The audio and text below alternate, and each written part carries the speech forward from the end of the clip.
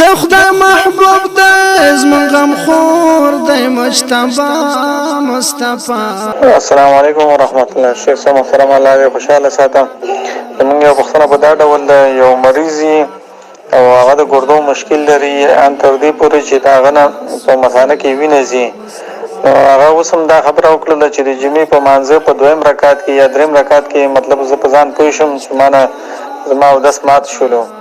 نو شیخ صاحب محترمه دغه شان د مریض مشکل ډیر لري، نو دا د مانځه څنګه ترتیب راونیسي او څنګه مطلب د اودس د جامع د پاکوالي په حساب شیخ صاحب محترمه د معلومات لږ راته راکړه چې دې ته کوم کار بهتره راځي چې هماغه شان ته کوي. وعلیکم السلام ورحمت الله. د ټول وروړه کدا د سي چې دا سلسل بولی یا د دوامداره نجاست زی په هر یو ملر کې د یو ساعت کې نیمزي، نو دا د سلسل بول په حکم کې دی. دی به هر مانځه دپاره تازه اودس کوي، که په داخل د مانځه کې تیڅاڅ کېږي او جامې خرابېږي ورته معاف ده، پروا نه کوي. البته دومره ده چې همدغه مانځه باندې په داخل د وخت کې اودس مونځونه کولی شي، خو چې وخت ووت اودس یې مات شو او که هغې نه مخکې په بله طریقه اودس نه مات کړی، نو د وخت په تېرېدو د اودس مات شو، بل اودس به کوي.